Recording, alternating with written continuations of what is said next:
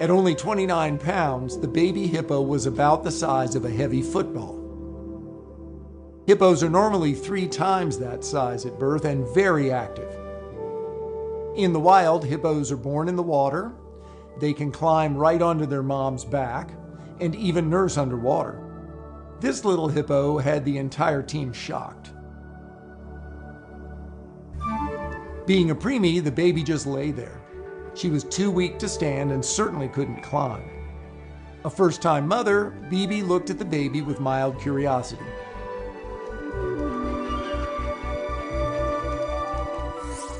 There was no time to waste. The zoo's care team jumped into action. They picked up the baby and started to warm her with thick blankets.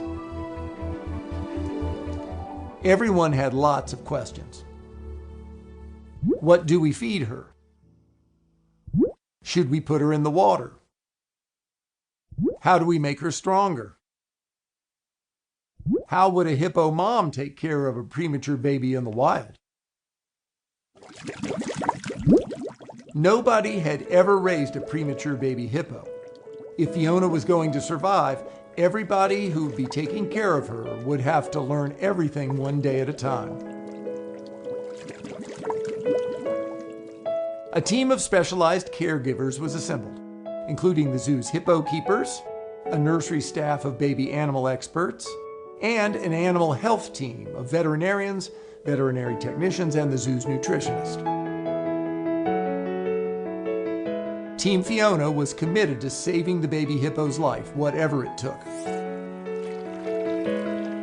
After talking it over, they decided to name the female baby hippo Fiona, after the lovable princess with the wiggly ears from the movie Shrek.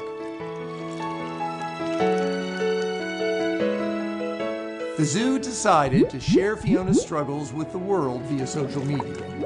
Everyone soon fell in love with the little hippo. They rooted for her and sent support and positive vibes her way when she needed them most. Team Fiona grew and grew. The team knew that someone had to stay with the baby around the clock, literally holding her to keep her warm. A special area in the hippo barn was set aside for the baby to live until she began to grow.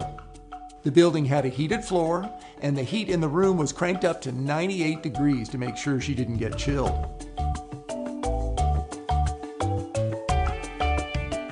Even her little pool became a hot tub, filled with water of nearly 100 degrees.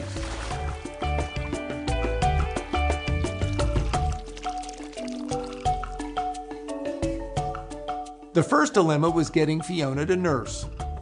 As is the case with all infant mammals, it would be best for Fiona to drink her mother's milk.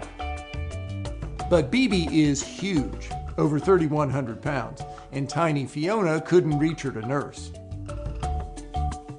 The team found the biggest breast pump on the market, but that idea didn't work. So a scientist slid under Bibi again, just like they had when they first saw Fiona in an ultrasound, and hand milked her like a cow. The team was able to get some milk. Fiona was able to drink a little of Bibi's milk, giving her important antibodies from her mom. And the zoo nutritionist sent milk samples off for analysis to the milk repository at the National Zoo in Washington, D.C. They learned for the first time that hippo milk is much higher in protein and lower in fat than human milk. So every day a special formula was mixed up and heated for Fiona to drink. But it was difficult to keep Fiona interested in feeding. And sometimes she would have a difficult time breathing. You can imagine how much Fiona did not like the oxygen tube or cannula in her nose.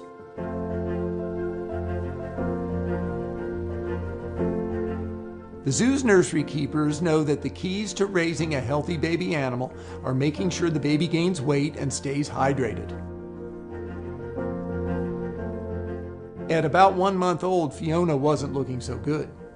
She didn't have much energy, she wasn't eating, and even worse, she wasn't keeping down what little food she did eat. It takes a village to raise a premature hippo. Someone on the zoo staff shared